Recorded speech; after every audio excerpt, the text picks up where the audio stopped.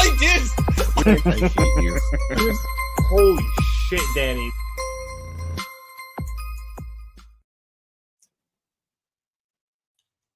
Hello, everybody, and welcome to another edition of the Market Down Podcast. My name is Nick Cummings, joined this week so far by James Gisanti. We'll see if any of our other friends show up. We are back again this week to go over tonight's episode of AEW Dynamite, and it was an episode. We will start at the top of the show, where we again started with one of these backstage interviews with MJF. This has been a new thing in recent weeks. I've actually kind of enjoyed them as a way to not only set up the show, but to set up the through threads that they've been doing involving MJF and his many, many feuds that he is currently dealing with. This week, he was interviewed by Tony Schiavone. I think Renee had the day off. And anyway, MJF started by talking some shit about Jay White pinning him last week, saying that it won't happen again, especially not at Full Gear, and he'll take care of Jay tonight. And then he is interrupted by a video call from his best friend, Bro Chacho for Life, Adam Cole. Cole is still worried about MJF, especially with the whole Ring of Honor Tag Team Title Championship match, where he's going to go one-on-one against the Ass Boys. So he once again implores Max to take Samoa Joe up on his offer. Samoa Joe would join Max and help him out in exchange for another shot at the AEW World Championship. MJF continues to refuse Joe's offer, saying he's got it handled and he'll never join Joe.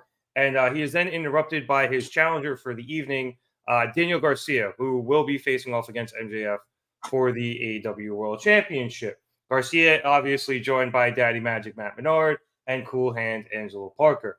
MJF says that he didn't grant Garcia this title match because of his recent undefeated run, but more because he sees a lot of himself in Garcia, the version of MJF before he started handling shit on his own, where he was looking to, quote unquote, veterans to help him out. MJF wants to know if that he's going to get the sports entertainer or the professional wrestler tonight out of Garcia. And Garcia remarks that he'll get the professional wrestler before bumping Max and heading out towards the entranceway with 2.0. As they're leaving, Roderick Strong rolls up, screaming once again for Adam Cole and testing every limit of my speakers, and goes to MJF, saying that he's a wrestling legend, as everybody knows, and if MJF wants, Roddy will give him some pointers. MJF says that Roddy was a wrestling legend, and now he's a wrestling joke, before saying goodbye to Adam Cole and heading out for his match.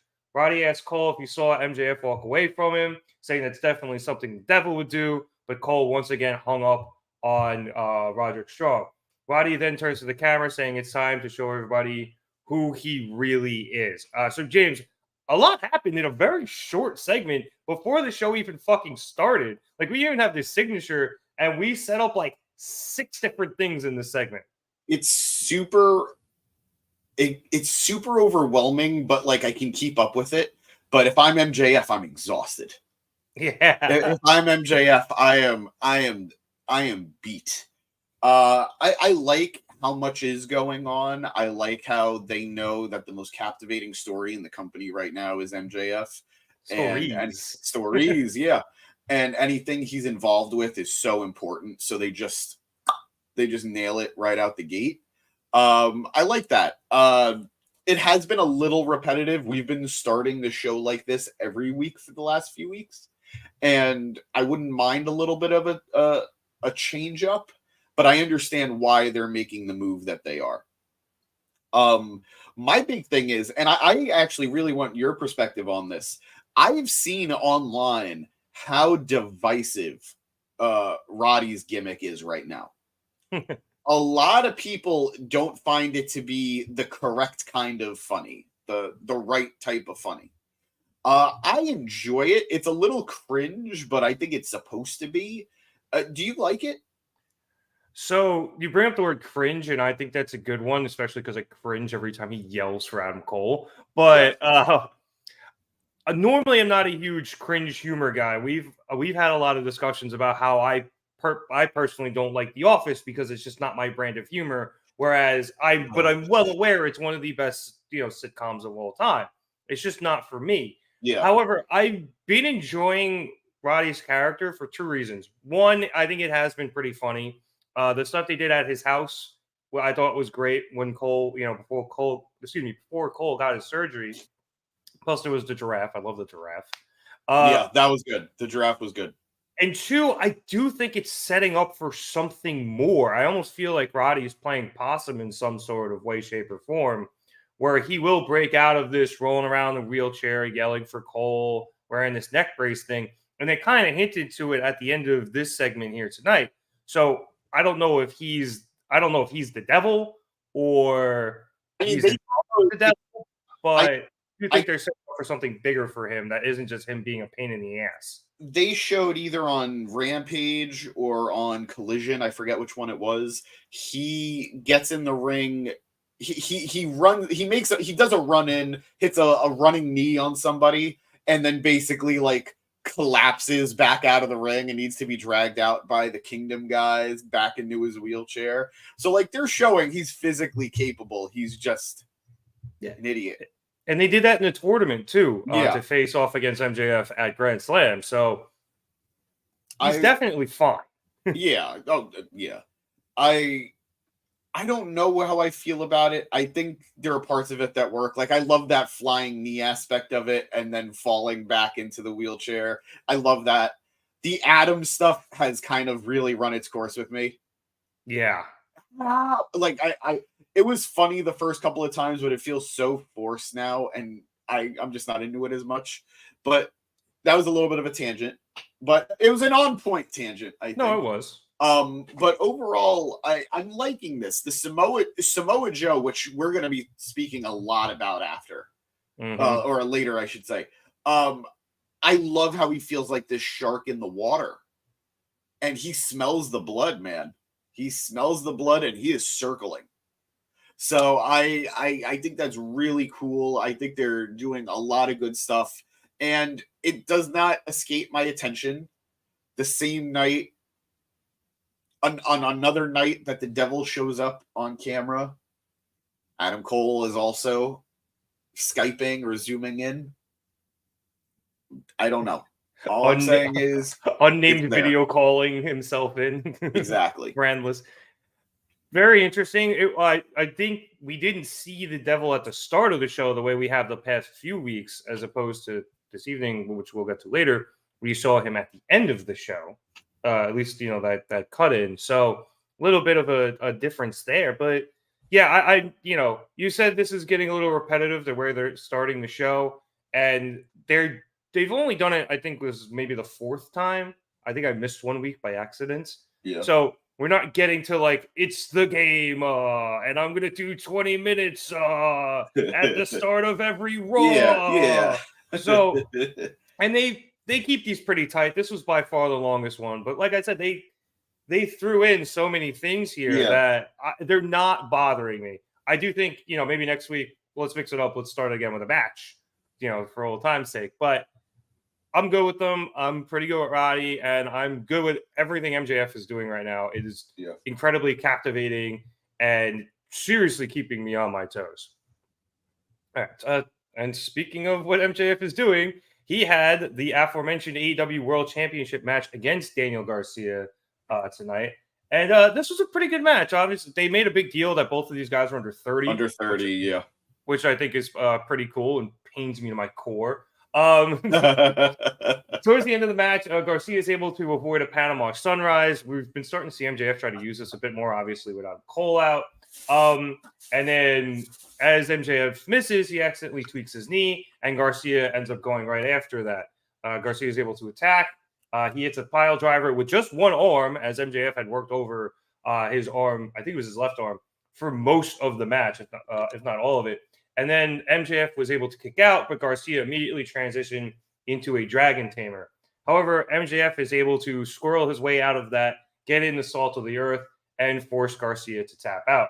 After the match, MJF offers his hand to Garcia to shake, which he actually did during the match, and Garcia slapped it away.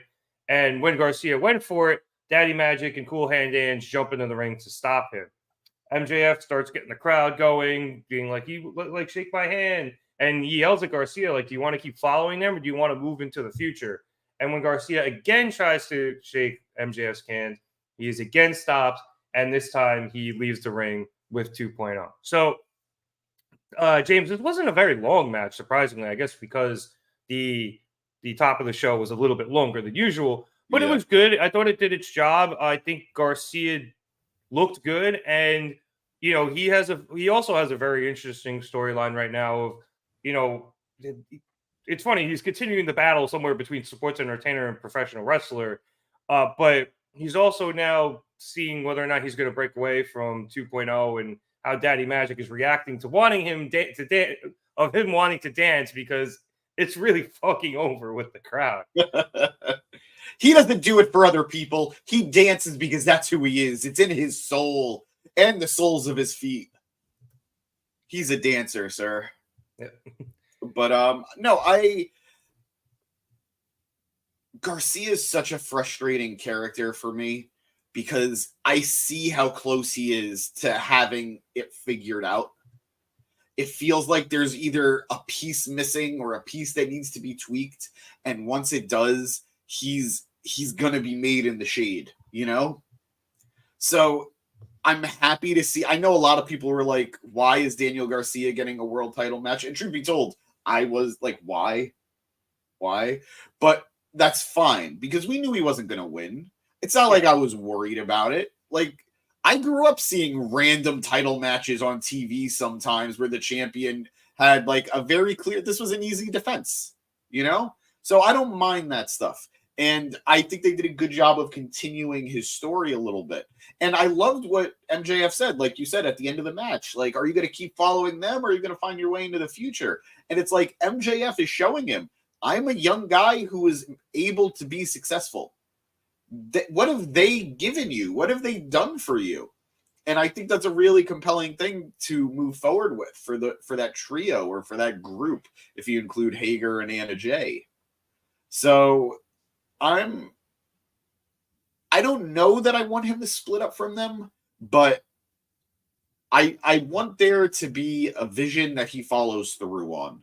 Not another, am I a professional wrestler or a sports entertainer? Am I a dancer, or am I, like, whatever it is, make that your thing. Stop being conflicted. That's what I would like. And the match itself, I very much enjoyed. Penguin, the funny thing is, they recently confirmed that Garcia was in fact going to be a BCC member, but Jericho took him aside and he says, I think you're going to be better off here. I'd like to have you here. And that's what sort of swayed things. But that was the original plan. He was going to join the BCC. And I don't know what the right move was, because as much as I like Yuta, I think it's fair to say that Yuta has some ups and has some downs. So I don't know how much more of a developed character Garcia would have been in the BCC, but it's fun to think about. It's definitely fun to think about. He certainly would have been a different character, because we've obviously seen Garcia's character grow, with this sports entertainer thing, but I think it's allowed him to blossom a bit more, on the mic. And when he first went with Jericho, that's something we said, like, yeah, he could have went with Brian and with the BCC, and he would have been great with them. But he already had the professional wrestler thing down. We already knew he was good. It was on the mic and promos and stuff like that, character work that he needed, work with, not to use work too many times, but, by joining Jericho, joining the JAS, I think he was able to get a lot of that. And now he's at a point where, he has a jumping off point for whatever he does next. We saw a little bit where he was interacting with Jericho, and, Daddy Magic got upset about that. Now we have him getting upset every time Garcia tries to dance. So exactly, and we wouldn't have had the dance in general. So I think he's in a good lane here. They just have to make the next proper step, and I think he'll be able to really catapult himself from there. I think so too. I think everyone sort of landed where they needed to go. So I like that. And in terms of the match itself, I liked it. I liked the homages to Adam Cole. And I like that he won with the salt of the earth. I don't think we've seen him win with Salt of the Earth for a while. Been a minute. It's mostly pins, and I get that. But it was nice, and it showed like another facet of just how goddamn good MJF is. It's not just a matter of, am I going to be able to sneak up on you? Am I going to cheat you? Am I going to be able to beat you, pin you down? No, I can counter you and make you tap. So I like that a lot. Let this guy just keep cooking. And yeah, great stuff from these two kids. And yeah, you're right. It was a quick match. And I felt a few of the matches tonight were on the quicker side. I think that changed as we got further down the card. But yeah, like the first half of the matches tonight were definitely on the quicker side. Well, the next two were pretty much straight up squashes, so that didn't help. But yeah, I think we saw MJF break out some moves that, he hasn't really used before. One of them was like a really cool backbreaker counter, I think, off the ropes somewhere, if I'm remembering correctly. Yeah. And also we saw him win clean. And I know he's done that before recently, but this was very clean. Like you said, he hit the eye poke, sir. Yeah, but he always hits the eye poke, and everyone loves him for it. He always cheats, so it doesn't feel like cheating anymore. Yeah, but I mean, it was clean. So, yeah, it was nice to see him win clean. It was nice to see him win via tap out, which, like you said, we haven't seen in a while. And just, I think it did a good job for everybody, even if it was a little quick. I think it did its job, made everyone look good. And like I said, I think it sets up Garcia very nicely. No, I agree. All right, let's move on. After this, we had a quick promo package from Mark Briscoe. He faced off against Jay White in the main event. Winner getting Jay White's shot at MJF at Full Gear. This is cool, and I don't want to talk about it too much, James, but I thought it was kind of cool just because we saw a lot of throwback footage of Jay White before he was Switchblade facing off against a much younger Mark Briscoe. So I thought it was really cool then bringing up all the history. We've talked about it. We've talked about it. The best thing about Tony owning Ring of Honor is that library. Yep. Like this match, which already felt super random, at least there's history that they could play off of tape, So I liked it too. Yeah. And Mark, mentioned a bunch of times that they had never faced off each other one-on-one, but they had in a lot of tag matches, and he put over Jay. He mentioned how much he's grown since the last time he faced each other, including his beard. So I thought this was very well done. Very good. Next up, we had the first of those two squash matches, which saw Darby Allin and Sting face off against the Outrunners. The Outrunners are hilarious. I kind of miss Dark strictly because I miss them. They're doing stuff on Ring of Honor, if I'm not mistaken. Good, because they were. I used to see clips of them from Dark on Reddit all of the time. People fell in love with them to the point where Excalibur acknowledged it on commentary. He was like, there is a section of fans who just absolutely fucking love these guys. They're hilarious. Anyway, this match was so fast. Darby got worked over for like a minute just so Excalibur could say that. And then he tagged in Sting, and the Outrunners got their asses kicked. And one of them got put in the Scorpion Deathlock, and that's that. I think we're just trying to get Sting a couple of tune-ups. Yeah, no, and I get that. Put him in some safe matches, warm him up a little bit. I will say, though, and I'm not offended by this in the slightest. If Sting is leaving, Sting is leaving in 2024, early 2024. Well, at least retiring from in-ring action. Yeah. I think he'll be around. I think so, too. But if you've only got so much time left, I will say these aren't the matches I want to see, and I get it. You're absolutely right. I understand this was a warm up for the pay-per-view that's going to be next week. I totally get that. Maybe have them do a warm up against the team that's a little more exciting from, wow, this is Sting's retirement run.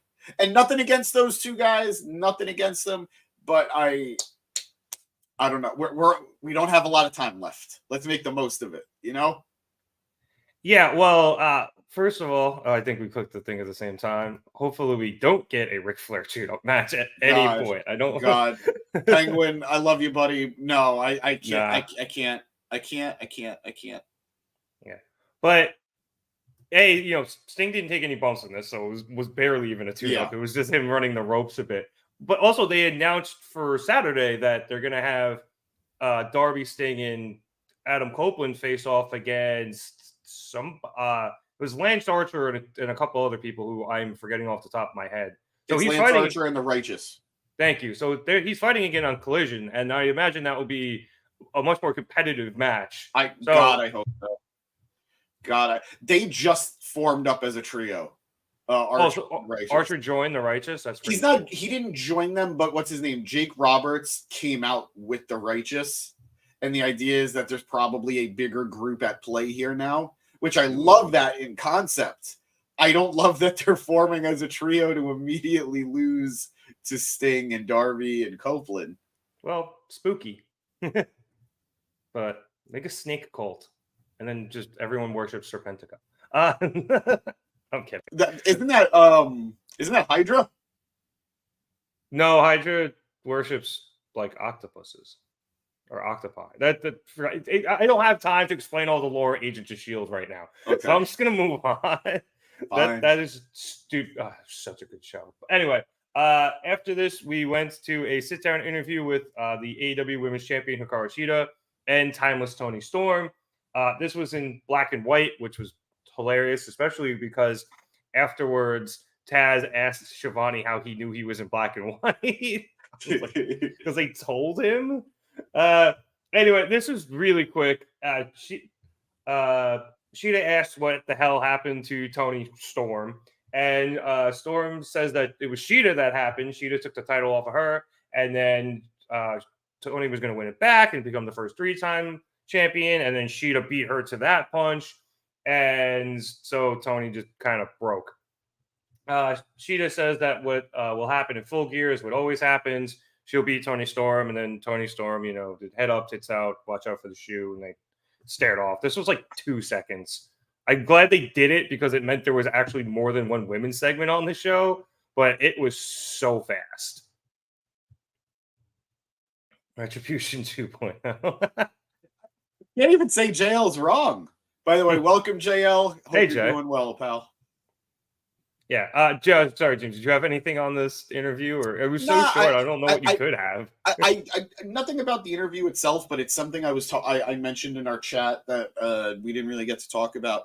It's so weird how much I think Tony's character would genuinely benefit from losing this upcoming match, but how much I think the division needs her to win. I read that, and I've been thinking about it, and obviously we all know my opinions on Shida on this podcast. I love Shida too. I love Shida as well. So I don't necessarily think the division needs Toni to win here. So I therefore, because I've been saying I think Toni losing here is the better option because I think it sends her even further into madness. Plus, we have somebody who came up later that might even add a more interesting wrinkle to everything. We'll talk about that after the women's match. So I think there's a lot of directions they can go. Yes, Toni could win, and they could still use this new person, as a wrinkle there. But I think Toni losing might be better. As to JL's point about Toni being the only character, I disagree. Julia Hart says no. Yeah, Julia Hart absolutely. Willow absolutely. Statlander, it depends on how much of an alien she wants to be every week, Her character right now is, I'm going to come out, kick your ass, and say, haha, in sign language. Yeah. So there are characters, but that's not to take away from Toni, who is absolutely operating on a different level right now. Oh, yeah, 100%. Like, her and Julia are the only two, I don't want to say WWE characters, but the true, legitimate characters, as opposed to them just being a person who acts a certain way. Who likes wrestling, yeah. You say that in a world with Abaddon. I'm just saying. Oh, that's true. My all due respect to Abaddon completely. Not that I forgot about them, but they haven't been on Dynamite in so long. I forgot. I know fair. They just fought. You are forgiven. Too. You are forgiven this one time. Abaddon lives that character, so that's almost different. They are Abaddon. That's completely different. Sky Blue heel turn. I think it's happening. We'll talk later, but Oh, I think it's happening. Yeah, bring that back up in a bit, Penguin, when we get to the women's match. But let's move on to Swerve Strickland versus Penta El Cero Miedo. This match was great. It was. I It was fresh too. I don't think we've had this singles match before. I don't know if we had the singles match. I don't even know if they might have interacted before, but did Swerve and Our Glory take on the Lucha Bros at any point? Possibly. Maybe didn't in the 4-way for one of the title matches. Wasn't there like a 4-way? And I thought they were. They've had to have interacted. I feel like they've been dancing around each other too much. But this feels like their first singles match together, and it was great. There was a note at the beginning: Hangman was barred from ringside. Yeah, which was an important note because it came up later.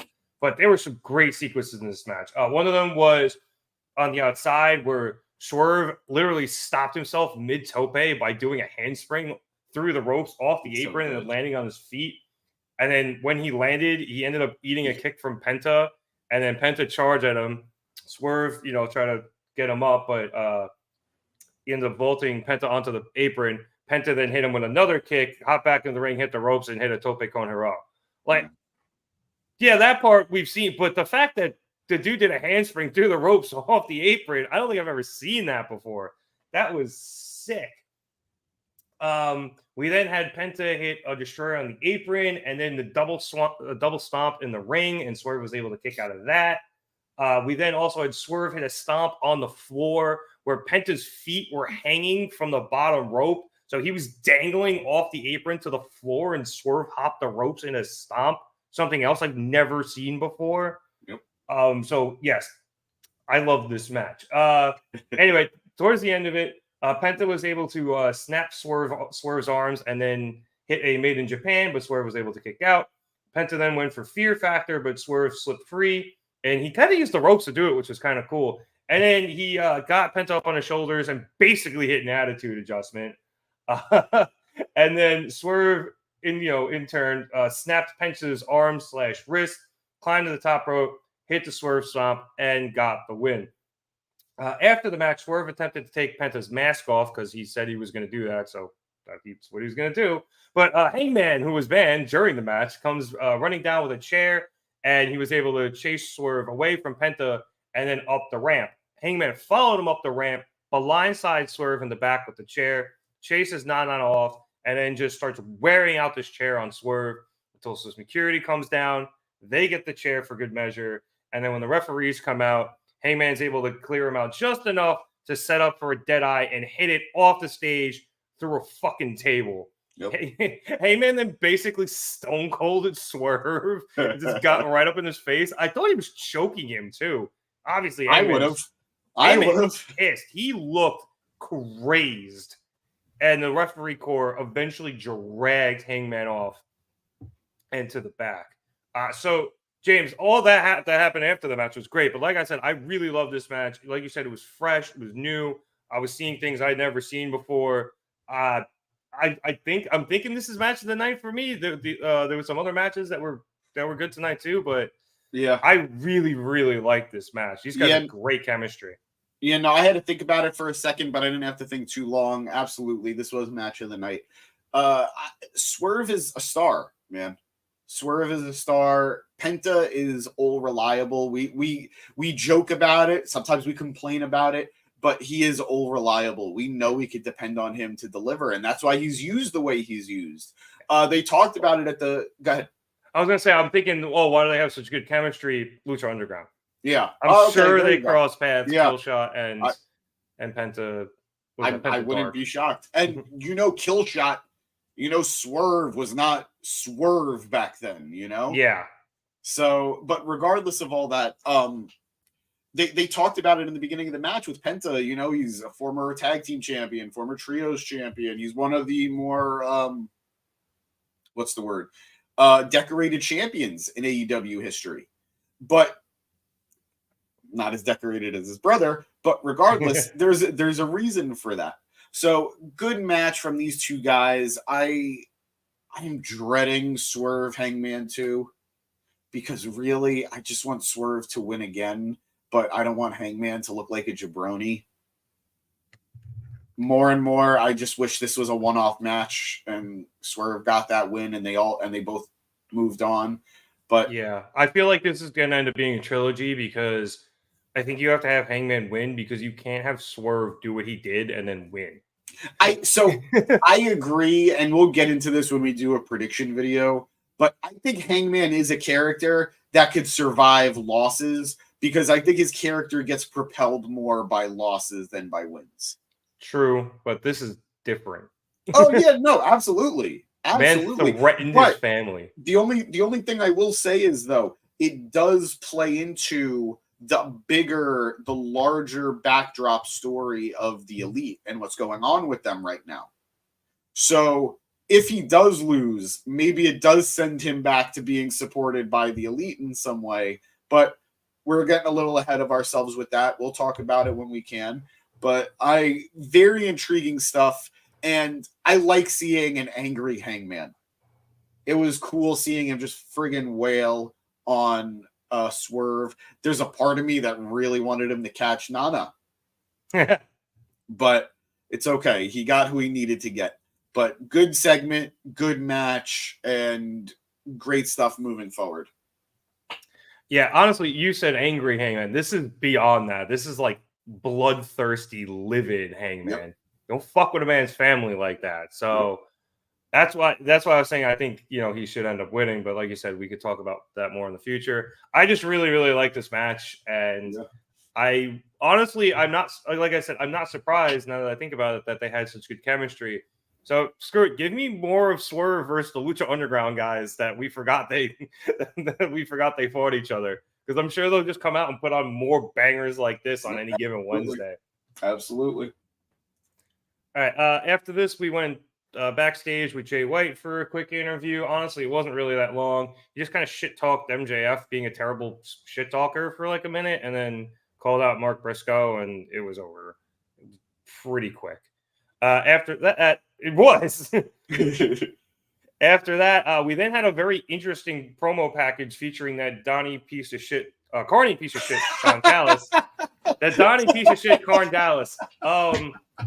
And Kenny Omega. Now, I didn't realize this at the time, but there was a Like a Dragon tie-in. This video game they were promoting on the aprons tonight. I think that's a new thing, though. I think tonight was the first time that got brought into the matchup. Yes, it was. This was just a street fight. Now I believe it's the Like a Dragon street fight, and I presume, judging by the clips of the game we saw in the promo package, that there's a lot of street fighting in that game. I thought it was Yakuza for a minute. Before. Yeah, I did too, but that's just because of Kenny. I thought that because of Kenny, yeah.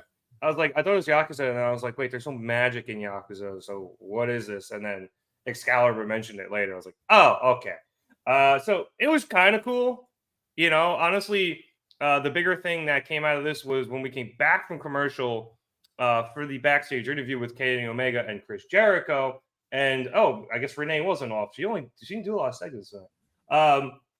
She asked him about said upcoming street fight, and while Jericho is starting to give a very generic answer, the Young Bucks come over and they're pretty fucking heated. Jericho, I guess, is still in their locker room, and Matt's just all pissy because Kenny's not around, and Kenny seemingly has not forgotten the Elite, but he's chosen the new Golden Jets over them. So Jericho starts poking the Bucks a bit, saying he thinks that he and Omega can beat the Bucks, considering it was all four of them that started All Elite Wrestling, not just the three, as Matt insinuated. So the Bucks were like, okay, yeah, sure. We're not doing anything at Full Gear. I don't think you guys are either. Let's go. Jericho agrees and then ups the ante, saying that if they win, they get the Bucks anytime, anywhere shot at the AEW Tag Team Championships. The Bucks agree to that and up it again, saying if they win, that Jericho and Omega can't tag anymore. At this point, Kenny's just had enough of everybody's bullshit. Yeah. And he's like, look, you guys really want to go down this road again? Because you guys are the best tag team in the world. But I've beaten you with two different partners in Kota Ibushi and Hangman Adam Page. So if you want to do this, fine. I'll beat you again, and maybe it'll stop you from being spoiled, bitchy little children. So we're setting up both the street fight here, James, and now this very interesting and intriguing matchup at Full Gear. There has never been a point where I've rooted against Kenny Omega. Ever.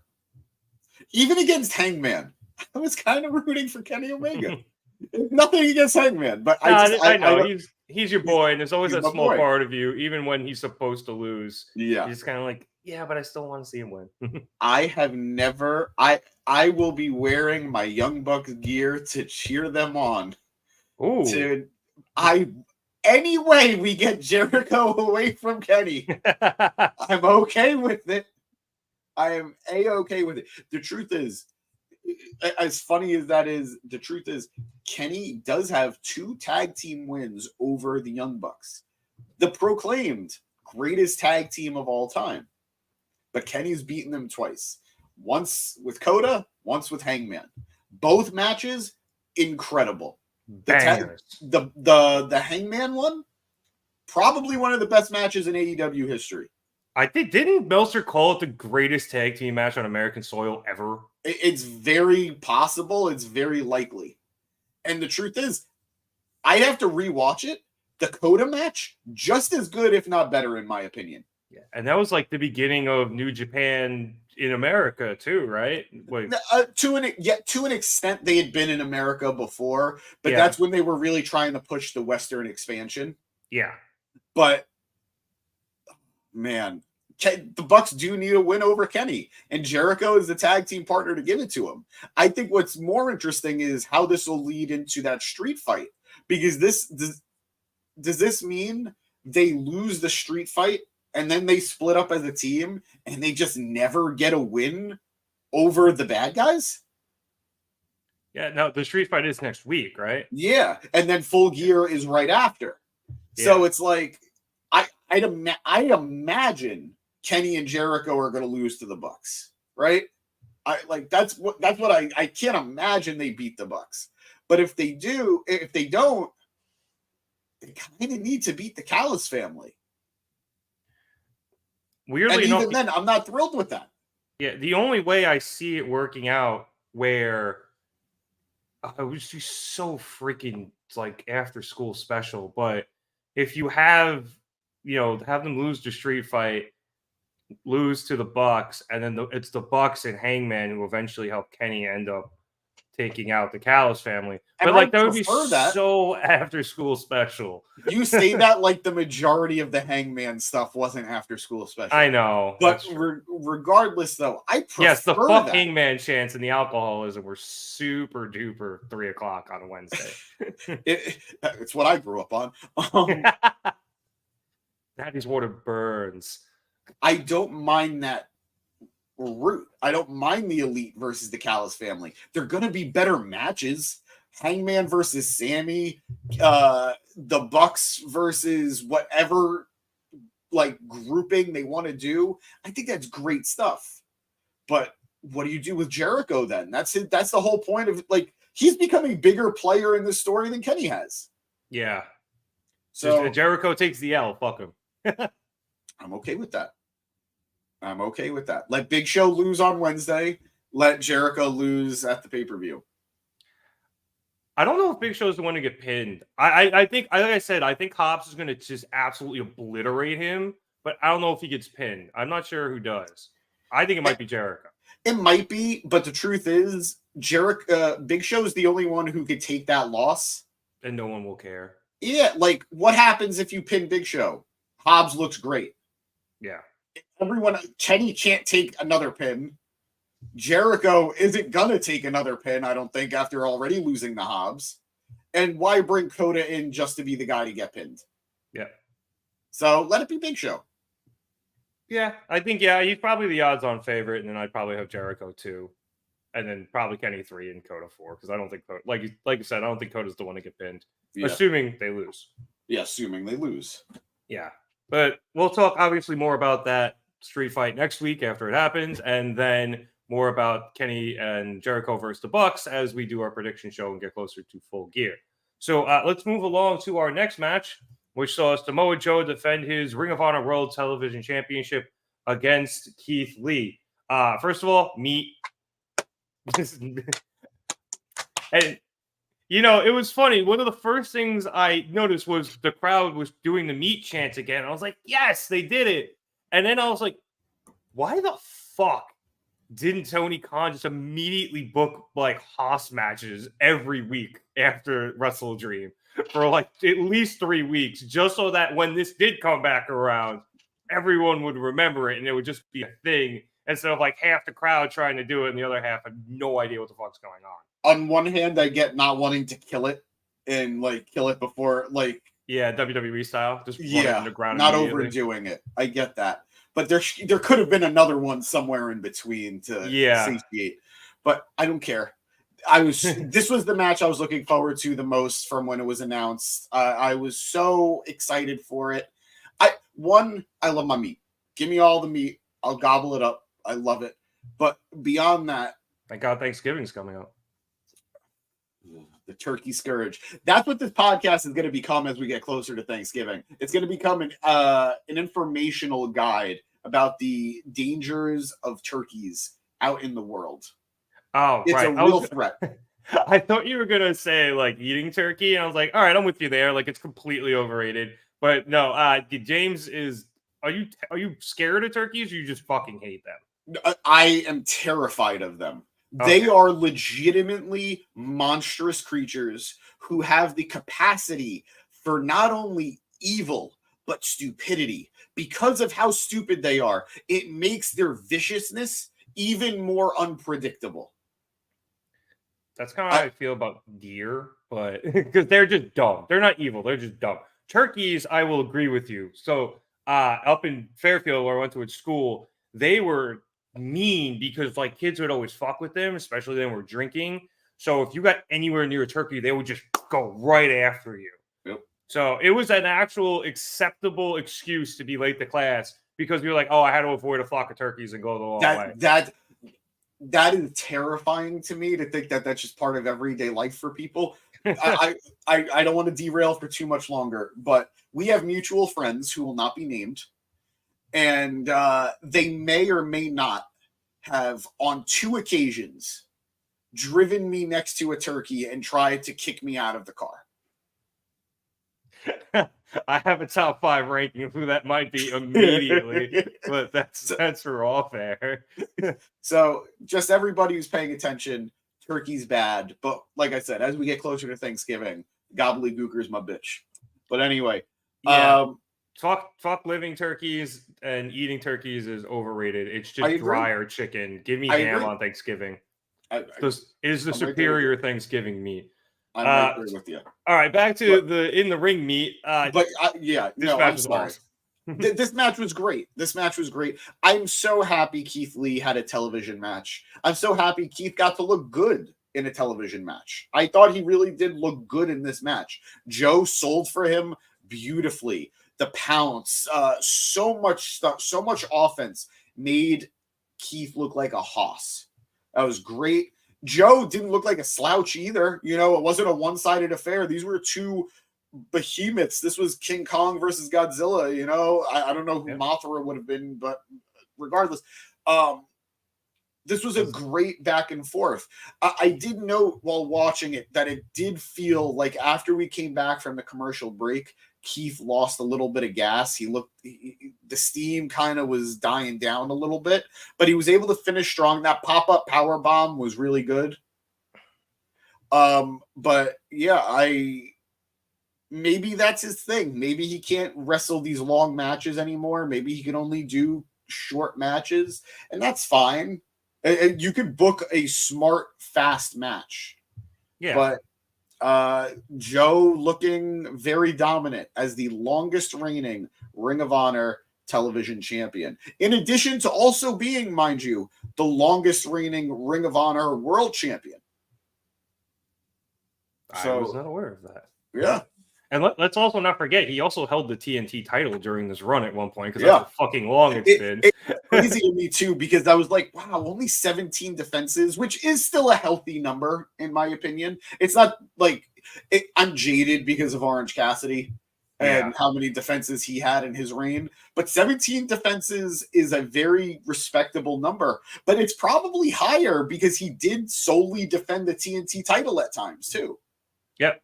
And then, that's 17 defenses over almost 2 years, not quite. It was 564 days or something like that. So, almost 18 months. That's one a month. That's almost one a month. That's pretty good. Yeah. And again, considering he was defending another title on top of that at one point. Just to say the ending, Joe did end up passing out Keith Lee via, I guess it was the Coquina clutch. It was. They refused to call it that. I don't know why. But yeah, I agree with you. With Lee, obviously he's a bit older now, and there have been so many rumors about his health issues. I don't know what's true and what isn't. So even if we take a modicum of that into account, the guy's going to be a step or two slower. Yeah, and he's 39 years old now, so he's not old, but he's definitely old. He's not the spring chicken he was. Yeah, and Jinx Yomiko. We didn't say it at the same time. We did on my earphones.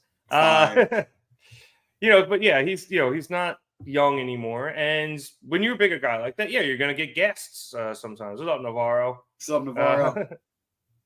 I would go ahead. The thing I'm about to say was pretty shocking.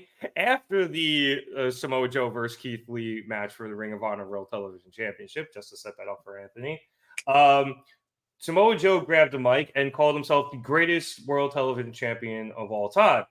But he did not come to AEW just to be the Ring of Honor Television Champion, and it's hunger that defines the greats.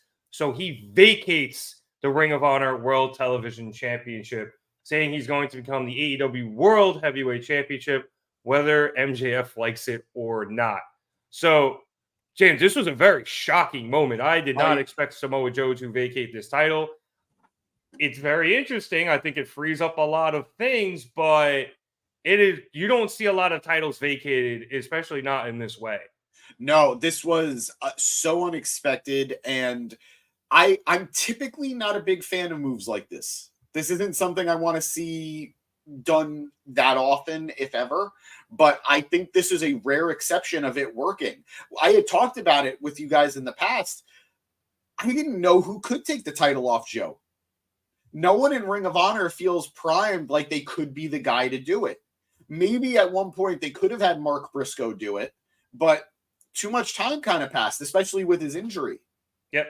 So this is a great way. I got to give credit to Producer Boy on this. I got to give credit to Eric.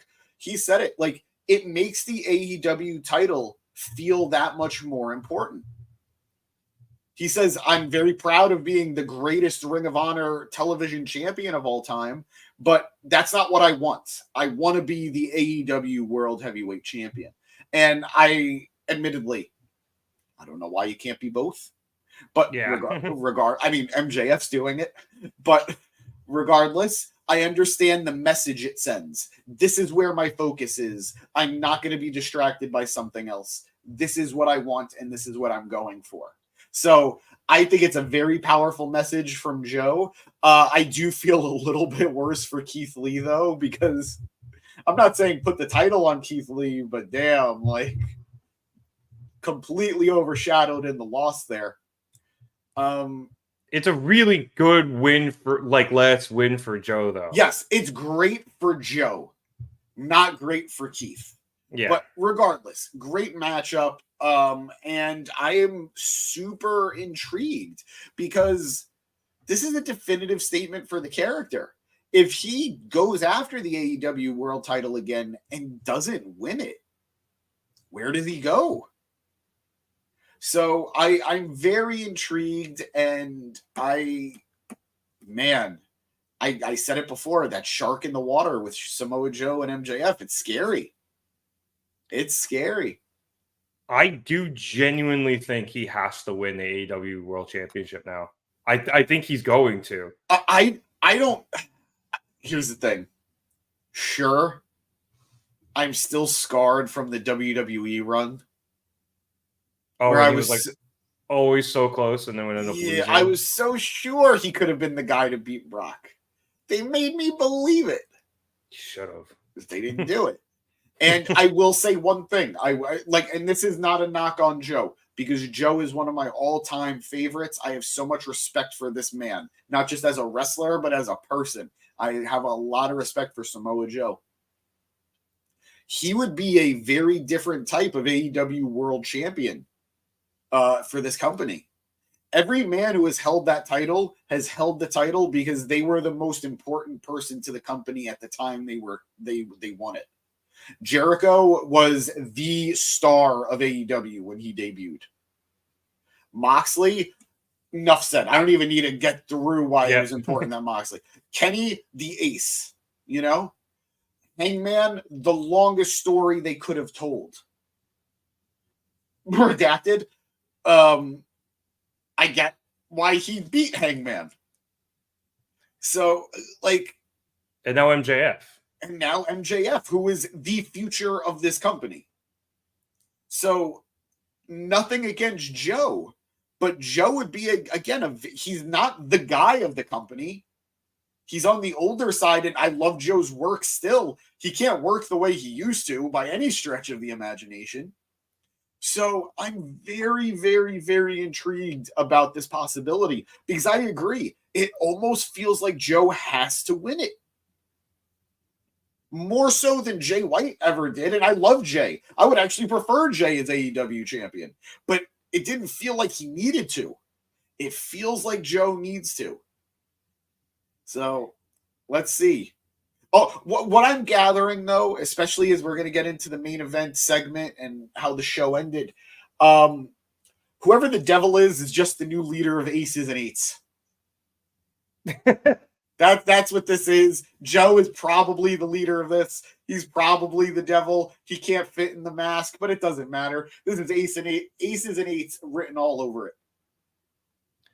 Honestly, it's probably MJF in the physical mask just to throw us all off, and then when they eventually reveal it, it'll be whoever it is. I would hate that. Oh, you mean in like the videos? Like, yeah. I get it. Okay, yeah, fair. Yeah, all right. It won't be MJF. I do not think yeah. he's the devil. I would hate it. I don't want it to be him. No, you know, I don't even think it would be a good twist. No, very twisty. No, it'd be terrible. But I do think you're right. I do think this was a definitive statement for Samoa Joe, which is why I think he almost has to win the title, even if he is the different type of champion. Now, look, there is the slight possibility Tony Khan is just fanboying over Samoa Joe and wants to put the AEW title on him because, Tony fanboys over Ring of Honor so much that he literally bought the fucking company. So it's possible. It is this. You got to at least admit that's possible. I've been hurt too many times, but I want to believe. I'm going to believe. I'm going to believe. I believe in Joe. I'm going to make it work. I'm going to figure out a way to make it work. Just give me some time. I'm going to workshop it. Holy crap! There you go. You gotta say it like Big Papa Pump. You gotta say, I believe in Smojo. Okay. All right. I believe in Smojo. All right. Let's go backstage to Orange Cassidy, who was back there with Hook. And Orange is obviously pissed because of the whole Moxley thing. So Orange says that he hasn't overlooked Moxley, as opposed to what Moxley said about him last week. But saying that Moxley's always thought about since he was left in a pool of his own blood by Moxley in Chicago after he lost the International Championship. And he also didn't pick up the pieces of Rey Fenix. He picked up the pieces of the AEW International Championship that Moxley lost.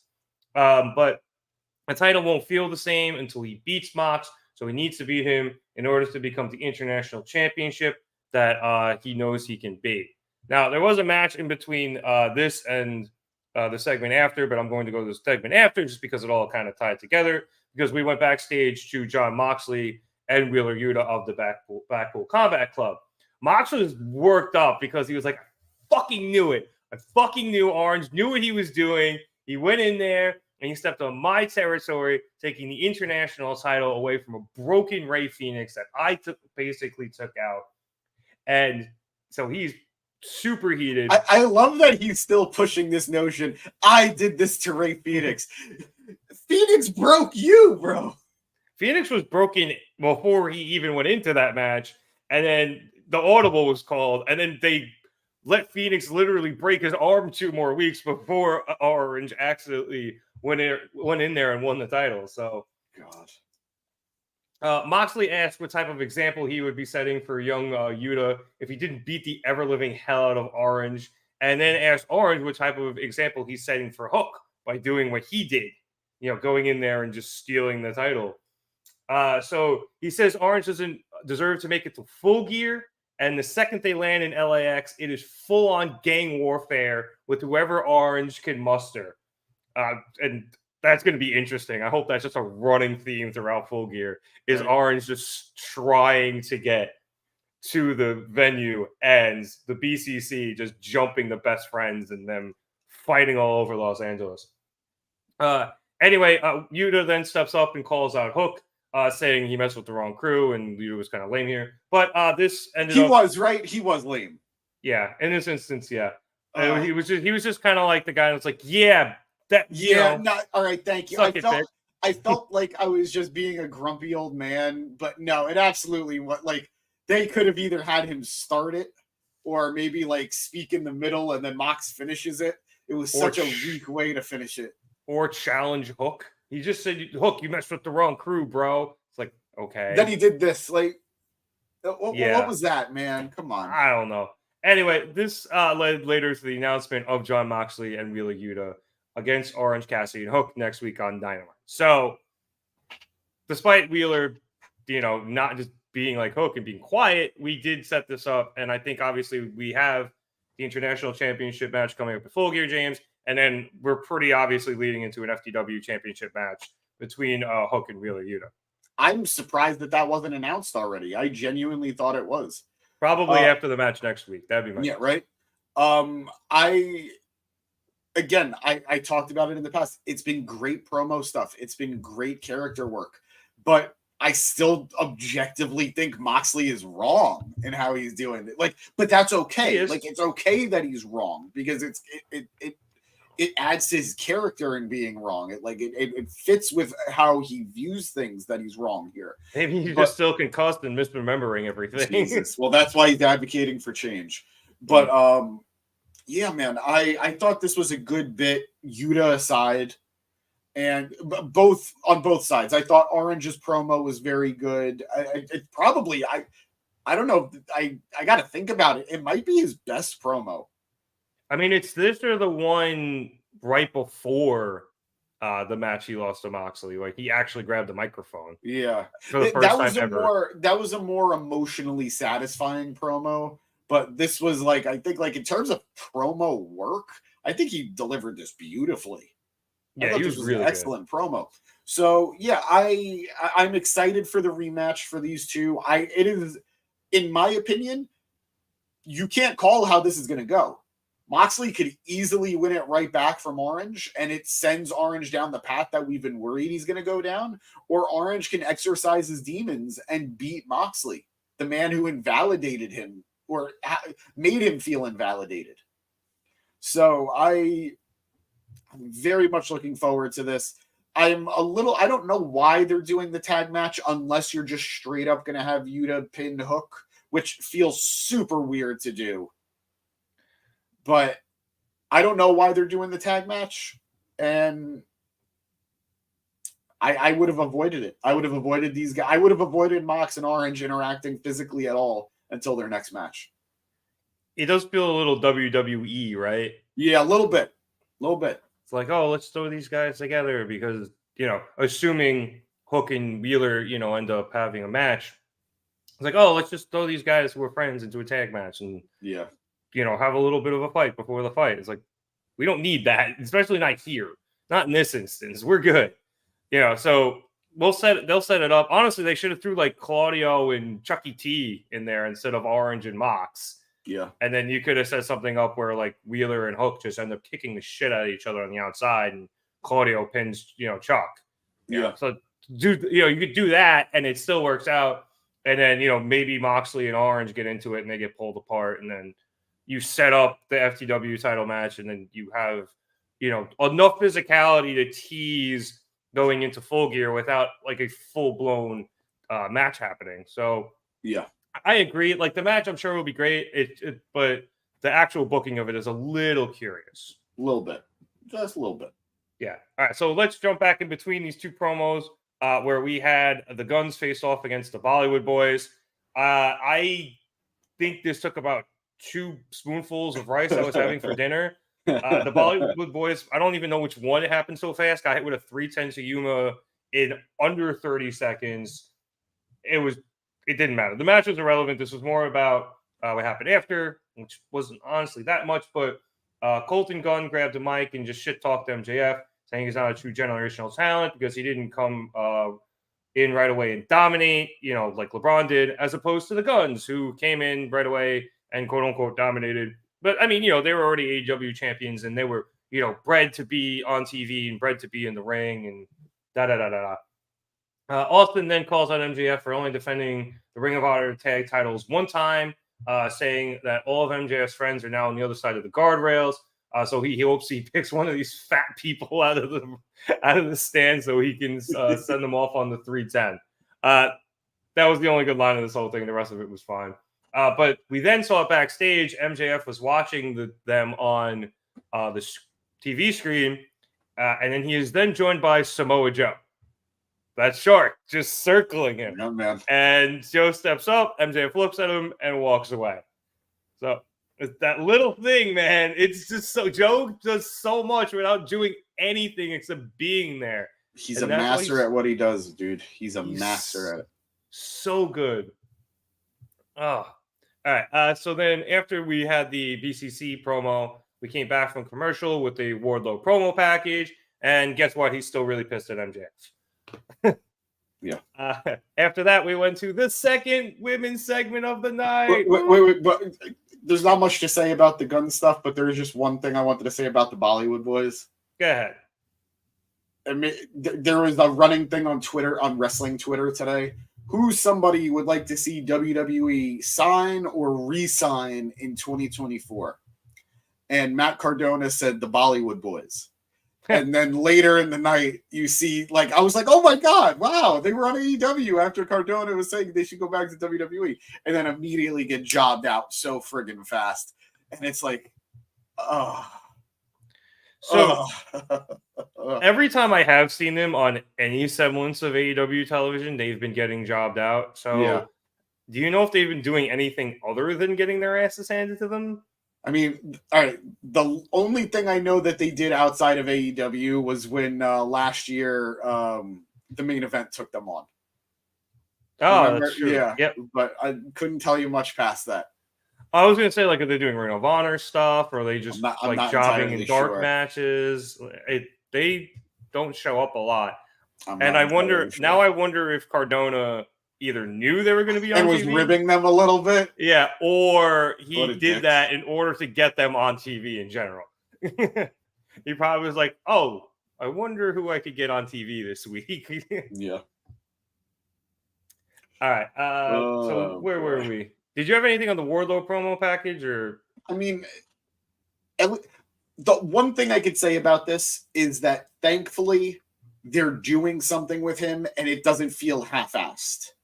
They are putting effort. Like, it takes money and time to do these vignettes, and that's what this was. This was a nice promo package to really build him up or at least keep his story going. So they're doing right by him. I'm again, another instance of me being so weary. Yeah, I mean, he's got at least 2 starts and stops, now at this point. So, the initial one after he split away from MJF, and then I guess he won the TNT title eventually, and he lost it, and then he disappeared, and he came back. He won the TNT title after beating MJF relatively quickly. I think there was like a few weeks at most in between him beating MJF and him winning the TNT title. Yeah, he ran straight for that title, and it was a pretty decent reign. And then he lost it, and then he disappeared for a while. And then he came back, and they top potatoed that title between him, Joe, and Hobbs. And whatever momentum he had coming back was completely dissipated, Gone. and he had to go away again. So now this is the third time he's back, and it seems like he's got some momentum. He seems like he's got a story he's building on, but I've been saying this. Once the MJF stuff ends, what's he gonna do? You can't just have the one plan. You gotta have the plan after the plan. That's the thing. So hopefully they have that plan after the plan in place, so that when all this MJF stuff does come to an end, he's not stuck out in limbo again the way he has been the last few times. All right, so let's finally get to that second women's segment of the night. Woo, woo, woo, woo, woo. Only one match, though. Only one match. Give AEW women a chance. Hashtag, I don't know why I said r/. Force have it. Anyway, I was confused, but I didn't want to call you out. Por que no los dos? Make the subreddit, too. Anyway, we saw Julia Hart, who's finally returned from quote-unquote injury. She got married. Congratulations to her. And the returning from injury, Red Velvet. It was very good to see Red again. She hasn't been around in a long while. She had a knee injury, as they were saying on commentary. I think, James, you said in our group chat that she had the apron that you really liked. I did like that. She's cooking. Yeah, I know. I still love they bill her from straight out of your mama's kitchen. Love it. It's one of my favorite, subtle things in AEW wrestling. This match was good. It was about the length of your average AEW women's match in the same spot it usually is. So it was what it was. But, I enjoy both of these women a lot. I enjoyed the wrestling. The match ended with Julia Hart hitting a really nice kick. It was so fast, I barely saw it. Knocking Red down, and then she just stomped Red out in the corner before going up top and hitting the moonsault for the win.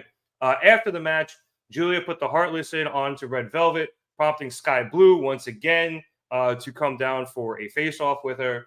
And Julia got all up in her face too, and Sky just kind of stared at her. And then this prompted Chris Statlander and Will Nightingale to come down. And while Willow was checking on Red Velvet, Stat and Julia Hart had a very awkward interaction, as it was Statlander. It was awkward. She's the one who broke Julia Hart's winning streak, as Julia lost her shot, or she lost trying to win the TBS championship. And so it was like Stat and Julia just kind of stared at each other as Julia walked by and eventually left the ring, with Sky Blue just standing there looking like she was fucking possessed. Yeah. So I'm happy they're doing something with Sky and Julia and all of these women. Hopefully, Red Velvet can find her way back into a good groove here in the division. And obviously Stat's involved because Julia fucking hates her. Yeah. But it's setting something up. I'm just not entirely sure what it was. I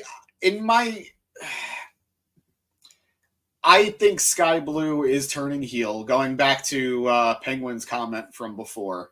Yep, I think Sky Blue is definitely going down her own path here. I think we're probably going to get a triple threat for the title. It'll probably be Sky versus Julia versus Stat. But I saw somebody say, fuck it, throw Willow in there and put ladders in it, but I mean, fuck it. Yeah, right? Okay. If you're gonna do nothing with them, just at least let them have fun matches. Yeah. Man. Curse you, Tony Khan, in this one instance. No, I don't. I mean, your silence, man. I'm trying to take it all in. That women's division, it's like the TBS division is just so much more exciting than the women's division right now, and that's saying a lot with Toni Storm. But it's being carried by Toni Storm again. Nothing against Sheeta, but it's being carried by Toni. The TBS division at least has there's a lot of faces there that are exciting. Yep. There's a lot of characters, and we were saying before there aren't too many characters, but it seems like you're creating a new one in Sky Blue. Yeah. You got Julia Hart. Willow goes out there and wrestles, but at least she's got I've mentioned kind of before, almost like a Bailey quality to her. Yeah. Where she's just, she's fun and affable, and then she turns it on when she has to. And they teased the heel turn for her too, but I think unlike Sky Blue, she overcame it. I think Sky Blue was infected with whatever from the House of Black and Julia. The mist. Yeah. Yeah, even if she did, blue mist Julia last week or Blue Mist with 2 S's and an ED. But yeah, so yeah, they're doing something with her. Maybe she doesn't join House of Black necessarily, but she ends up accidentally turning on everybody else, and we get a new side of Sky Blue here. But like they're doing stuff with these women finally, even if we always don't see it on Dynamite, and even when we do, it's funneled into this one segment. And then you do have Statlander, who's just killing it over wherever she just goes out, puts on a banker match, and then is like, I love you in sign language, and then we get that, and it's been making for a really good like mid card in the women's division, and then there's just nothing really going on up top, and maybe that's because Jamie Hayter's out. We haven't seen Saray in a while. Ruby we saw a couple weeks ago, but she's just kind of in limbo at the moment. So Britt Baker, no idea. That's who number 4 was. No idea what Britt is. Even though, I was gonna say, even though she might be the devil. I think she, guys, I'm telling you, I think she's the devil. So we are missing. I don't know what the fuck Thunder Rose has been. I thought she was going to be one of the main players on Collision. I don't think she's real anymore. Yeah, I was gonna say I'm not sure who cares about her anymore, but she was a top person in that division.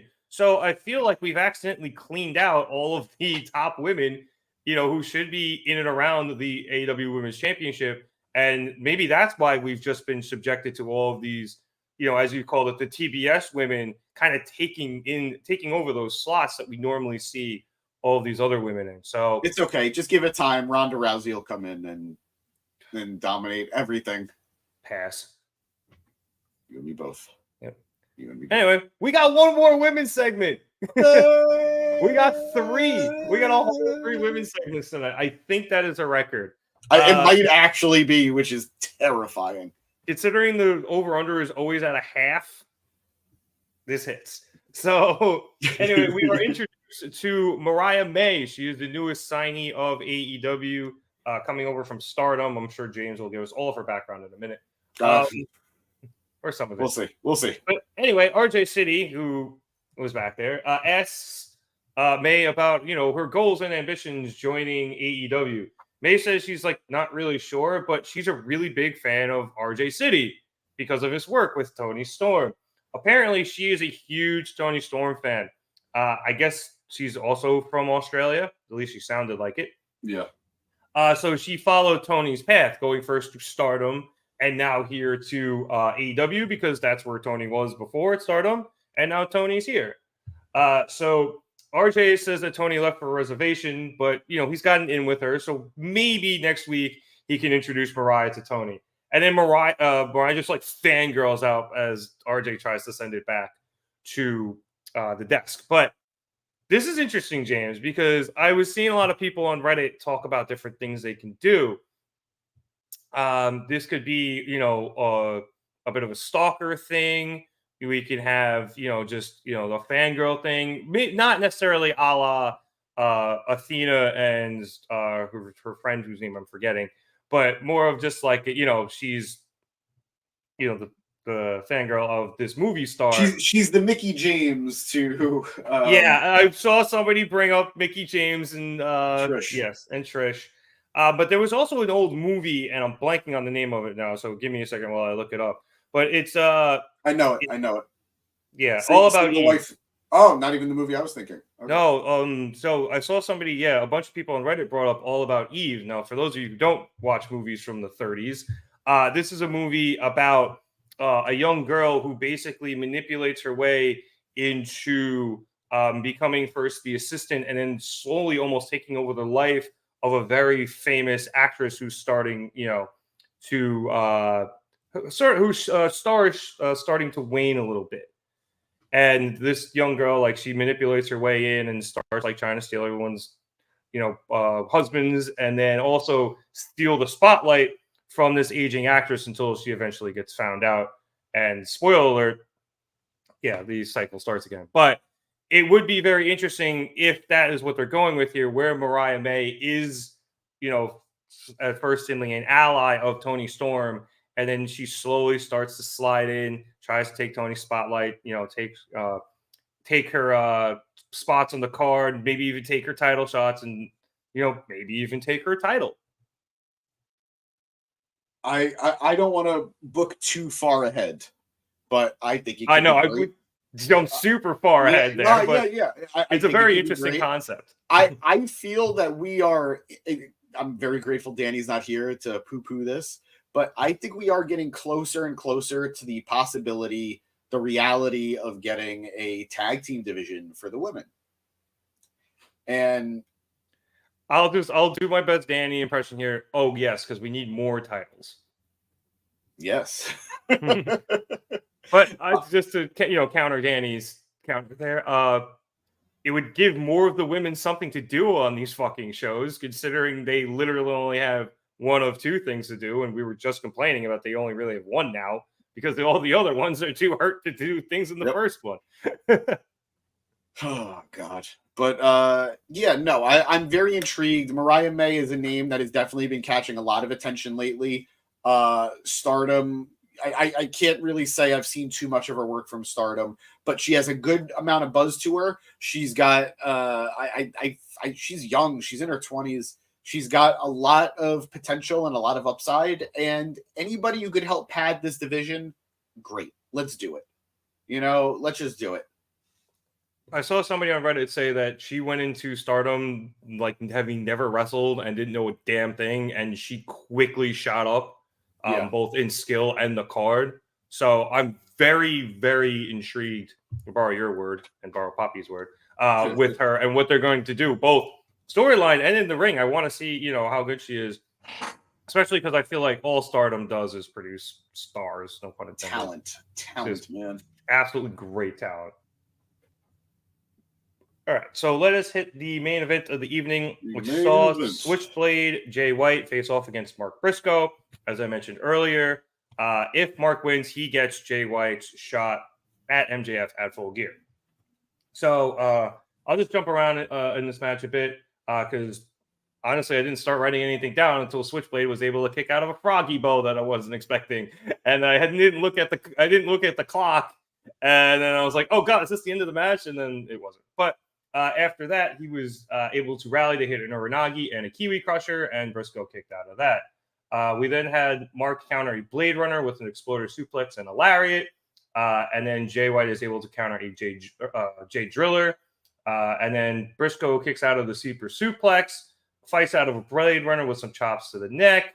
However, White hits another Sleeper Suplex, and what I think was a straightjacket Brainbuster. Excalibur said he spiked him, but that's kind of what it looked like. Yeah. Before hitting the Blade Runner for the win. However, what happened after the match again, I feel was far more important. After the match, MJF's music hit, and while everybody was facing the ramp, he was able to sneak in from behind with the Dynamite Diamond ring on, was able to take out the Three Stooges, leaving him and Switchblade one-on-one. MJF, after hyping up the crowd for some stupid reasons and just running at Jay, eventually runs at Jay, and Jay just ducks out of the ring and goes up the ramp with the rest of Bullet Club Gold. MJF grabs a mic, saying, yelling at Jay White that eventually they have to square off no matter what. That when he won the title, he promised to become the greatest AEW World Champion ever or die trying. But now he's not just doing it himself. He's doing it for everybody who's been with him since day one, for Adam Cole and for all of the fans, both at home and in the stadium. So when Jay finally has to face him, will the leader of the Bang Bang Gang be able to pull the, I think he said goddamn trigger, but they bleeped it. I think that's what it was too. Yeah, of the little gun he always carries around, because he definitely didn't say fuck. Anyway, right as he finishes his promo, the lights go out, and we get something up on the Jumbotron and are taken backstage where we see the masked partners of the Devil are assaulting the Acclaimed. Caster gets put right up against a door that just did not give, and then Bowens is thrown through, better grammar, a pane of glass, and so he's fucking dead. The Devil then appears on the screen, and then with the flicker, he shakes his head, right? Or they shake their head. Yep. And then the lights turn back on, and we see MJF still in the ring, absolutely shocked and very concerned. And he sprints to the back to find, obviously, the trio's champs laid out. He's quite distraught, actually, considering the fact that he didn't even like these guys too much last week. And then once you scissor with somebody, you're bonded for life. That's true. Can confirm. And as MJF is there, just absolutely lamenting everything that had happened, he's once again met by Samoa Joe. Joe comes over to him and he says, it looks like you're running out of friends pretty quickly there, Max. Or maybe not. And Joe walks away and we fade to black. So, wait, James, isn't that Malachi Black was there? No. I haven't seen him in a while. I guess he's always on Collision, right? Yeah, he's a Collision boy. Anyway, football. The match was good, James. I saw a couple of people complaining like, why did this even happen, or why was it the main event? That's why it was the main event, the afters and stuff. But yeah, no, absolutely. As for the match itself, look, sometimes you convolute your way into having a fun match. This was a fun match with a lot of history to it. It put on a good match, and it set up for a really, really good after-match segment to end the show. So anybody who's complaining, I don't know why. This was awesome. People need to complain. It was a fun match. Mark Briscoe, bless you. Was that a cough or a sneeze? It was an Eric.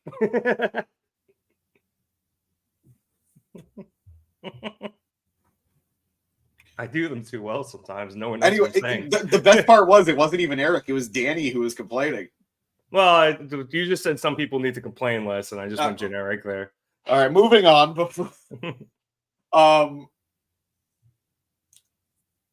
Mark Briscoe has delivered in every match he's had on AEW TV.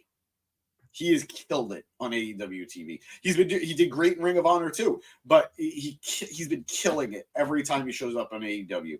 So I was never, why is this happening? He's been killing it. So that's great. The match itself was a lot of fun. Briscoe took that nasty bump to the outside when he dove to the outside, but Jay got pulled by Juice. That was a bad bump. And yeah, I enjoyed it. Look, the only question I have is, why was the title shot ever up for grabs? I don't know. It's fine though, because we knew Jay was going to win regardless. Because Mark called him out. That's why. Literally, it happened on Collision. I think they said like he called him out to have the match, and you're like, "Give me your title shot, bitch." And Switchblade was like, "Okay." So sometimes that's all it takes. It's small. It's a little convoluted. It's wrestling. It's wrestling. Yeah. You call somebody a bitch, and they take offense to it, and then you have a match. Exactly. Not that hard. So I was A-okay with all of it. The ending of the match, look, I was very annoyed that MJF took out 3 of them and then didn't take out Jay. Yeah. It made him look a little jabroni-ish. Whatever. I could get past that. It was still nice to see him come out on top a little bit. I'll say at least you could kind of explain in a way where, Max had the ring, but Switch had the title, and, it would have been a little risky to go in there in case he gets. It was kind of a standoff.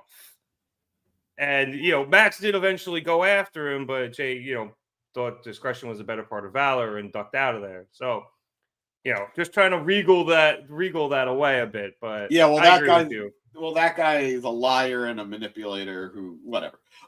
Who really knows his rest. He's a villain. He is a villain. But it was good. It was good. The promo was good too. And it was MJ. It wasn't anything spectacular, but it did the job.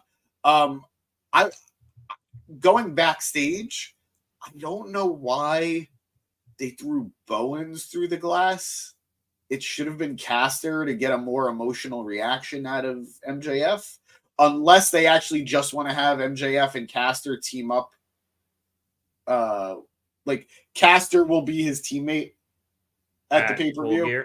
Yeah, and you explain it by Bowens is taken out, so Caster is defending his partner too. But I don't know. Still a little weird. I want to know who those guys are, man. I want to know who they are. I want to know who the devil is. How many guys were there backstage? 4 or 5? I believe it was 4 because I think in the initial assault there were 5 people, including the devil himself or herself. So I do think it was 4 people, and we can clearly eliminate. I guess I say clearly eliminate, but there's always video delay. But it seems like we can eliminate MJF as the devil. Yeah, and we can, obviously, isn't anybody in the Bang Bang Gang. And, there is still the possibility that Samoa Joe is involved in some way, shape, or form. Yeah. It doesn't look like he's one of the masked people, as, none of the body types fit. But he has a very distinct body type, doesn't he? But, he still could be the devil. He's definitely still an option. And it would make sense as, if he were to be the devil, it would make sense he sent these people to take out any friends who might help MJF defend the Ring of Honor tag team titles, so that Max is forced to give him a shot. Yeah. So, but I do feel like that is a bit of a red herring. I think so too. I do think so too. One of those guys is friggin' tall. Yep. One of them is not big Cass or not big Bill tall, but he's big. Yeah, he's a bit of a lanky dude. And I was thinking it was what's his name? Cutler. Oh, maybe just to just to fill out the body until like it's actually somebody. But yeah, I'm hoping. I said before with the devil, maybe they just might have MJF underneath the mask just to throw us off. But yeah, as they're filming it. But I actually kind of hope whoever they're using in the full suits is whoever they actually are, so we can maybe at least get some hints, and it doesn't look really stupid later when they all look completely different. But I did think it was interesting this time. It was one of the few, as compared to last time, we saw a bit more of their faces, and I guess the eyes were a lot more prominent this time. Yeah, so I was curious, maybe later, checking Reddit, and maybe in a couple of days, Reddit, Twitter, whatever, maybe somebody starts figuring out who these people might be. These detectives. Yep. Yeah, these internet sleuths. We did it, Reddit. So I don't know, maybe we get some semblance of answers, but I think they're doing a great job concealing who these people are and who the devil is, because the theories are flying. Anyone from Samoa Joe to Britt Baker, that is a wide breadth there. So we got a lot. We're gonna have a lot of fun trying to figure out who this is, and then hopefully it delivers when they finally reveal who the devil actually is. I'm obviously not happy that Adam Cole got hurt, but you got to think, wow, they can really play up off of that. Like, he got hurt jumping down from the ring. Like, I know he did get hurt. Oh, but you're thinking maybe they're just in kayfabe. It's all like, he's faking it. Yeah, like Aaron Rodgers. I don't want to talk about it. He screwed me in one of my leagues. I know, but have you seen that conspiracy theory that's been running around? Shout out Billy Gill from the Levitard show. That Rodgers faked the whole thing. Why? Well, okay, so the conspiracy theory was, and depending on how far you go, either he didn't actually injure his Achilles, and it was maybe something more like his calf. Yeah. So he said it was his Achilles, and now he's going to beat science because he hates science and come back like super fast. My God. Even though normally an Achilles takes at least 9 months, and at that age it's probably never. Or somebody said like he put a rubber band in his fucking cleat and just snapped it to make it look like he tore his Achilles, and now he's just faking all this. Although I don't know how you would get that past the medical doctors and Woody Johnson, but man, the first one is slightly plausible. People are wild. Yep, but also the person who initially threw that out there, and again, shout out Billy. He's just doing it. He's being a troll. It was a joke. And then, but then people started taking it for real. And now because the internet's stupid, and here we are. So they're just, like I said, they could do that, or it could be Adam Cole. I don't know. Hello, Hunter. Glad of you to join us.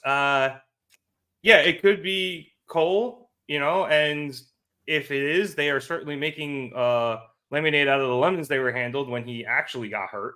Nope. And like you said, they could go this I faked it route to be the devil, and it could be Britt, it could be Samoa Joe, it could be somebody we haven't even suspected yet. So if he got injured at Grand Slam, he did. He got injured at Grand Slam. Yep, you were there. We are a little over a month out, right? Yeah. Realistically, how much longer would his recovery time be? Another 2 months? Maybe. It depends on how much surgery they had to do. I forget what they mentioned. Depending on the rumors, that we have seen those rumors. Yeah, that is true. Hunter, if it is Punk, that is probably going to go down as one of the biggest swerves in wrestling history. You got to be careful with that one, though, because no, I agree. It's a very slippery, dangerous slope. Yes, especially because assuming everything that happened backstage with Jungle Boy and Punk is true, and then also assuming everything that happened with Punk and Tony Khan is true, where Tony was saying that Punk lunged, or Tony didn't say this, but all the reports said that Punk lunged at Tony. He feared for his life. Yeah, I know, which is insane. So you got to be careful. Like legally, that's a slippery slope. And then also too, you have the whole notion where you don't want to work the boys in the back. That was a big problem in WCW. Oh, look, it's a cat. But that was a big problem in WCW where people didn't know what was work and what was real. And it led to a lot of distrust, James, in the WCW locker room when you're, working your own people. Oh yeah, you don't do business on the boys. Exactly. You don't work business to the boys.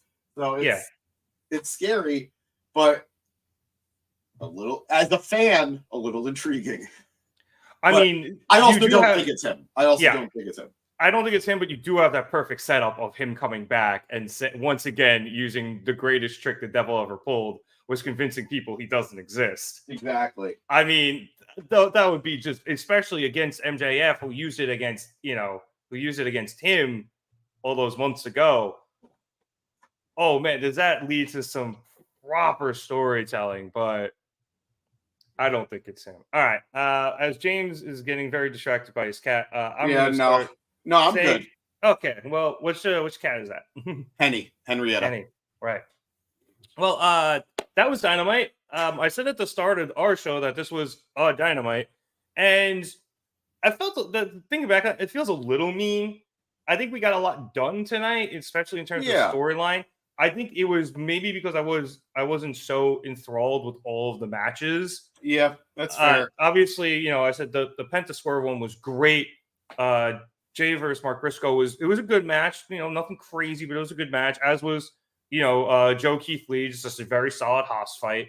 And MJF versus Garcia wasn't bad, but we did get a bunch of squashes, which is unusual for this show. What would we get, 2 or 3 maybe? That was a lot, but a lot of character work tonight, a lot of progressing storylines as we get closer to Full Gear. So considering I think next week is the last Dynamite before Full Gear, maybe we finally buck the trend of it's always 2 weeks before the pay-per-view that we go super hard, and maybe we'll finally get a really good go home Dynamite next week. From your lips to God's ears. Let's see. But overall, James, what did you think about tonight? This definitely felt like an older AEW Dynamite. This felt like a year 1, year 2 Dynamite in terms of the matches. Samoa Joe versus Keith Lee, Swerve versus Penta, Mark Briscoe versus Jay White. These were very random matchups, but all very satisfying to me. So more of this, maybe play it off of story a little bit better, maybe build to them a little bit better. But in terms of the matchups themselves, it felt very vintage AEW, and I do like that. Not my favorite characters too. Chris Statlander, Red Velvet returning. It was cool. Sheeta, obviously. So MJF. Great stuff. And again, not my favorite Dynamite, but a very good one. A very good one. So at least to me. So I am very ready for Full Gear. I am chomping at the bit for Full Gear. And I think they're going to deliver at the show. I think we're going to get some nice surprises. Yeah, obviously, there haven't been too many AEW pay-per-views that I've been like, oh, that sucked. So I'm sure they'll deliver. I can't think of a single one that sucked. I could see some that were maybe not as exciting as the others, but I don't think I've ever felt, wow, I wasted my money on this pay-per-view. Yeah, you even look at something like Wrestle Dream a couple of months ago, and it was right off the heels of not Wrestle Dream, excuse me, All Out. Yes, right off the heels of All In. And we're all going to think of this thinking, this, the card doesn't look that great. Like, it'll probably be okay. And you and I came out, we loved it. Loved it was just some good old-fashioned wrestling. They can obviously AEW can do the spectacle of All In, and then you can also have a just good wrestling pay-per-view and All Out. And I'm sure Full Gear is going to hit somewhere in the middle. I think so. They're filling the card out very nicely. I'm looking forward to this Golden Jets versus Young Bucks match. Yep. I think that's going to be very, very good. I think anytime you put the Bucks and Kenny in a ring together, magic will happen no matter what side of the ring they're on. We got a lot of good matches to look forward to. Pay-per-view debut in ring of Adam Copeland, who we didn't see tonight, but he will be on Collision, so that's fine. But yeah, I think they did a good job just setting up at least for next week to then head into those last couple episodes before we hit Full Gear on Saturday. All right, so that pretty much wraps things up here for us at the Mark It Down podcast. If you like what you saw tonight, do us a favor, please like the video and subscribe. We will be back here. James, will you be back here tomorrow night for Impact? Yes, I will be back tomorrow for Impact. Awesome. So the rebranded TNA Gym Pack Zone will be returning. I assume they're finally going by TNA again. No, Hard to Kill in January is going to be the hard launch for it. Right. Okay. You told me that last week. I forgot. All right. So it's still just the Gym Pack Zone for now until we officially rebrand in January. But if you like Impact, please join James tomorrow night. It'll be a good time. We will be obviously back here again on Wednesday for Dynamite. We'll be live after Full Gear next Saturday. Sometimes Danny does Mondays after Raw. Sometimes Chad does Tuesdays after NXT. Okay. And by sometimes, I mean it's been like a year and a half. But maybe now that they got the CW deal, Chad will finally start doing it again. And occasionally we'll come out with some of the bigger shows, including our prediction show next week for Full Gear itself. Do you think you see Punk coming back? I don't know. It's tough. I think CM Punk is going to end up in a wrestling company sooner than later. Whether that's AEW, whether that's WWE, whether that's Impact / TNA. Rocky Romero said today New Japan would be happy to take him. So I think we're going to see Punk wrestle again sooner than later. But your guess is as good as mine as to where that could be, Melanie. CM Punk at Forbidden Door on New Japan side would be bananas. And it's against Kenny Omega. God. Put him against Bryan, which we actually didn't get to see it.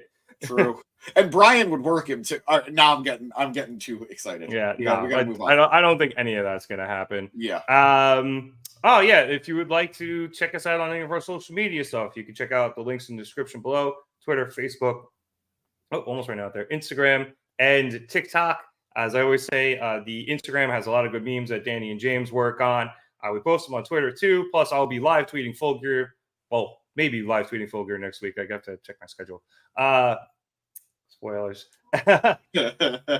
But we're on Twitter as well. And if you want to chop it up with us there or in any of the comment sections for any of that stuff, please feel free. We love talking to you guys. So for James Asante and Henrietta, my name is Nick Cummings. Thank you so much for watching us here at the Mark It Down podcast. Have a good night, everyone. Bye, gato.